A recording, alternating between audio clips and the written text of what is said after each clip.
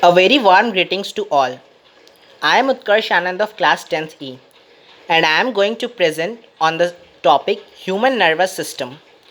As we know, it is one of the most important organ systems in our body. Human nervous system को समझने से पहले हम उसी क्लासिफिकेशन को देखें। नर्वस सिस्टम को हम दो पार्ट्स में डिवाइड करते हैं, central nervous system that is CNS and peripheral nervous system that is PNS। Central nervous system consists of brain and spinal cord. Peripheral nervous system में सेंसरी न्यूरॉन और motor neuron होते हैं। Sensory neuron को हम एक receptor की तरह देख सकते हैं जो इन्वायरमेंट यानी बाहर से इंफॉर्मेशंस को लाकर सेंट्रल नर्वस सिस्टम तक कंडक्ट करते हैं। मोटर न्यूरॉन वो इफेक्टर्स की तरह होते हैं जो कि सेंट्रल नर्वस सिस्टम की कमांड को इफेक्टर मसल्स तक लेकर के जाते हैं। मोटर न्यूरॉन को हम फर्दर सोमैटिक नर्वस सिस्टम और ऑटोनॉमिक नर्वस सिस्टम में डिवाइड कर सकते हैं। Somatic nervous system are concerned with voluntary actions and autonomic nervous system are concerned with involuntary actions. Autonomic nervous system is further classified into sympathetic and parasympathetic. Sympathetic को हम flight और fight response की तरह देख सकते हैं। यानी मान लेते हैं जैसे कि हम कोई रेस कर रहे हैं, जब दौड़ना शुरू करते हैं तो हमारी हार्ट बीट बढ़ जाती है, हमारे रेट ऑफ रेस्पिरेशन बढ़ जाता है, हमारे शरीर में एड्रेनलिन का सिक्रीशन होने लगता है। This is all actions is being done by the sympathetic nerves. इसका ऑर्डर हमारे ब्रेन ने दिया था। पैरासिम्पैथेटिक जस्ट इसका अपोजिट हो गया, यानी जब हम रेस्ट फेज में होते हैं तब हमारे हार्ट बीट नॉर्मल से कम हो जाती है, रेट ऑफ रेस्पिरेशन नॉर्मल से कम हो जाता है। अब हम देखेंगे ह्यूमन ब्रेन के बारे में। Human brain is the ultimate processor of our body. हमारा ब्रेन एक रेडिश ब्राउन ऑर्गन है जो कि ऑलमोस्ट 1350 to 1400 ग्राम का है। इसमें 100 बिलियन न्यूरॉन्स और 1000 बिलियन ग्लियल सेल्स होते हैं। ये क्रेनियल कैविटी में होता है। क्रेनियल कैविटी उस कैविटी को कहते हैं जिसमें ब्रेन रहता है। दिस इज़ बिकॉज कि ब्रेन का साइनोनिम क्रेनियम होता है। इसका आउटर सरफेस हाईली रिंकल्ड और कॉन्वोलेटेड होता है। ऐसा इसलिए होता है क्योंकि जैसे जैसे इवोल्यूशन हुआ ह्यूमंस का, सबसे पहले gorillas, then apes, then humans, तो हमारे क्रेनियल कैविटी का साइज़ सेम रहा, पर इंटेलिजेंस के बढ़ने के कारण हमारे ब्रेन का साइज़ बढ़ता चला गया और इसी के चलते छोटे से जगह में ब्रेन को अटाने के लिए उसका आउटर सरफेस को रिंकल्ड और कॉन्वोलेटेड कर दिया गया। Now the classification of brain. Brain को हम फोर ब्रेन, मिड ब्रेन और हिंड ब्रेन में डिवाइड करते हैं। As the name suggest these are the locations in the brain. Hindbrain को फर्दर मेडुला, पॉन्स और सेरेबेलम में डिवाइड करते हैं। फोर ब्रेन में मेन पार्ट्स थैलमस, हाइपोथैलमस जिसको कलेक्टिवली डायंसेफेलॉन कहते हैं, सेरेब्रम जिसमें लेफ्ट सेरेब्रल हेमिस्फीयर और राइट सेरेब्रल हेमिस्फीयर होता है, और लिम्बिक सिस्टम। लिम्बिक सिस्टम हमारा मेमोरी सेंटर होता है। मेमोरी सेंटर भी हमारे ब्रेन में तीन तरह के होते हैं, पहला सेप्टम, दूसरा एमिगडाला और तीसरा हिप्पोकैम्पस। सेप्टम में उस तरह की मेमोरीज़ होती है जो अभी हम लर्निंग फेज़ में हैं, जैसे कुछ सीख रहे हैं, कुछ स्टडीज़ से रिलेटेड कुछ टर्म्स याद करते हैं, ये सारी मेमोरीज सेप्टम में होती है। Second is amygdala. एमिगडाला उससे थोड़ा सा इवॉल्व, सेप्टम से ज़्यादा इवॉल्व मेमोरी सेंटर होता है। उसमें उस तरह की यादें होती है जिससे हम किसी को आइडेंटिफाई करते हैं, जैसे हमारे फ्रेंड्स कौन है, हमारे सिबलिंग्स कौन है, ऐसा। और हिप्पोकैम्पस में उस तरह की मेमोरीज़ होती है जो कि इतनी डीपली हमारे ब्रेन में आ चुकी होती है कि उसको हम भूलना चाहें तब भी नहीं भूल पाते हैं। Now we will discuss the main parts of the brain in detail. The first one is forebrain. Forebrain हमारे ब्रेन का लार्जेस्ट पार्ट है और इसमें cerebrum, olfactory lobes and diencephalon होता है। सेरेब्रम हमारे जितने भी ब्रेन के पार्ट्स हैं उसमें सबसे बड़ा होता है और सबसे कॉम्प्लिकेटेड भी। ये राइट सेरेब्रल हेमिस्फीयर और लेफ्ट सेरेब्रल हेमिस्फीयर में डिवाइडेड होता है और दोनों हेमिस्फीयर्स कॉर्पस कैलोसम से कनेक्टेड होते हैं। अब सेरेब्रम के डिवीजन्स को समझने से पहले हमें ब्रेन के पार्टीशंस को समझना होगा। ब्रेन में दो तरह के पार्टीशंस होते हैं, पहला फिजिकल पार्टीशन और दूसरा लॉजिकल पार्टीशन। फिजिकल पार्टीशन और लॉजिकल पार्टीशन के बीच का डिफरेंस हम एक एग्जांपल से समझ सकते हैं। जैसे मान लेते हैं हमारे घर में हमारा हॉल और हमारा रूम एक फिजिकल दीवार से कनेक्टेड है, उस दीवार को हम टच कर सकते हैं, फील कर सकते हैं, तो वो फिजिकल पार्टीशन हुआ। अब मान लेते हैं जैसे हमने रूम में अपने अपने मन से डिवाइड कर रखा है कि फर्स्ट कॉर्नर में हम पढ़ाई करेंगे, वहाँ टेबल लगा हुआ है, सेकंड कॉर्नर में बेड है तो वहाँ पर सोना है, थर्ड कॉर्नर में प्ले स्टेशन है, वहाँ पर खेलना है। मतलब ये जो 3 पार्ट्स हैं ये कोई फिजिकल चीज़ से डिवाइडेड नहीं है, इसको हमने अपने मन से डिवाइड कर रखा है। इस टाइप के डिवीज़न को लॉजिकल पार्टीशन कहते हैं। तो सेरेब्रम में 4 लॉजिकल पार्टीशंस होते हैं। पहला फ्रंटल लोब, दूसरा टेम्पोरल लोब, तीसरा पैराइटल लोब और चौथा ऑसिपिटल लोब।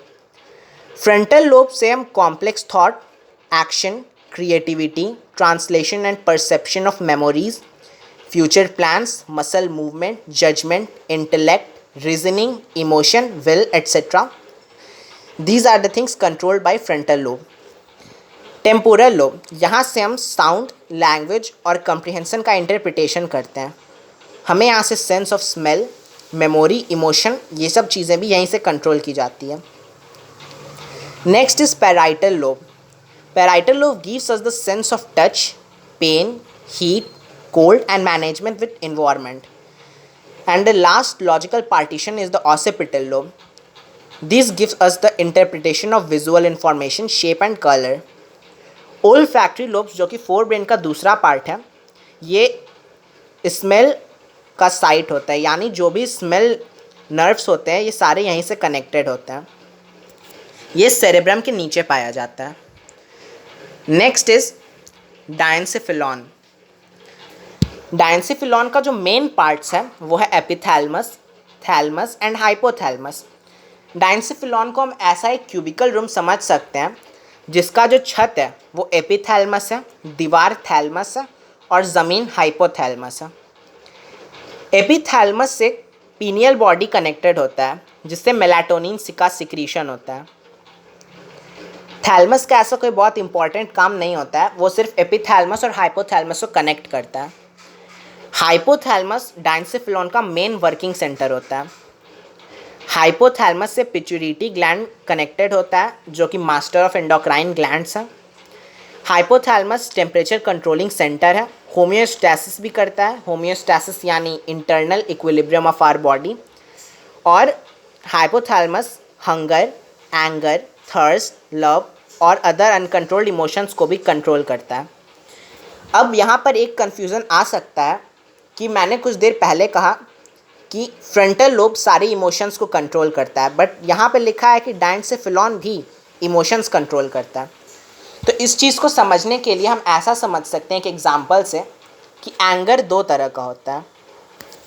मान लेते हैं एक टीचर है, एक स्टूडेंट होमवर्क करके नहीं आया तो टीचर उनको डांट रहे हैं, उसको एक आध थप्पड़ भी टीचर कभी कभी लगा देते हैं, पर टीचर जानते हैं कि वो क्या बोल रहे हैं और वो ऐसा कुछ भी नहीं बोलते हैं जिससे स्टूडेंट का मनोबल कम हो जाए।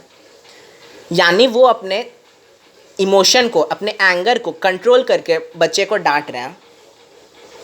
और एक दूसरे तरह का भी एंगर होता है, जैसे एक फॉर एग्जांपल में एक ऐसा सिचुएशन लेते हैं कि वर्ल्ड कप का फाइनल टीवी पर चल रहा है, हम अपने सिबलिंग के साथ बैठकर उस मैच को देख रहे हैं।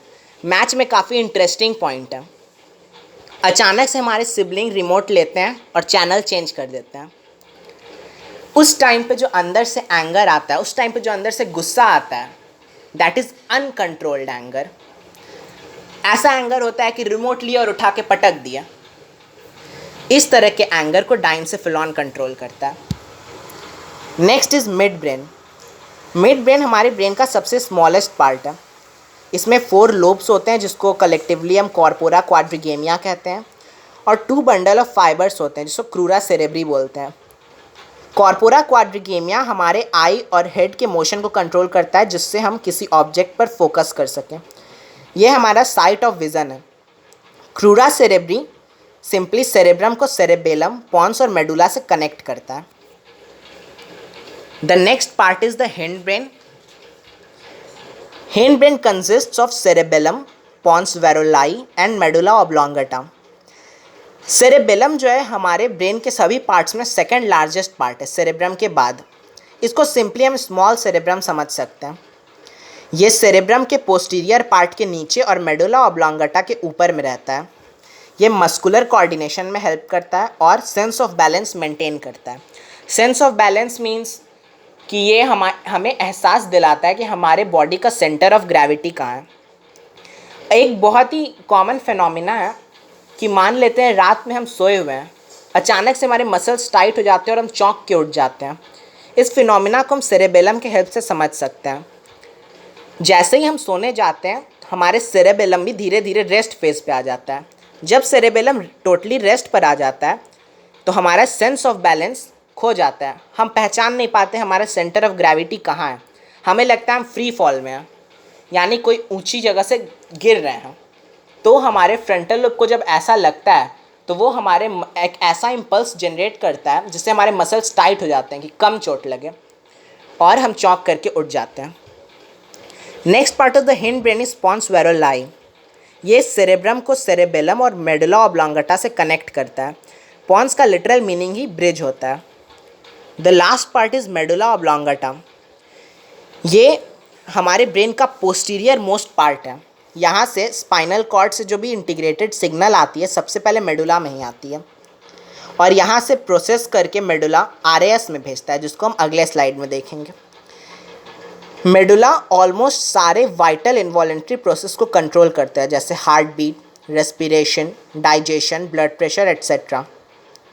अगर हल्की सी भी चोट मेडुला को लगती है तो ये सीधे डेथ में रिजल्ट होता है।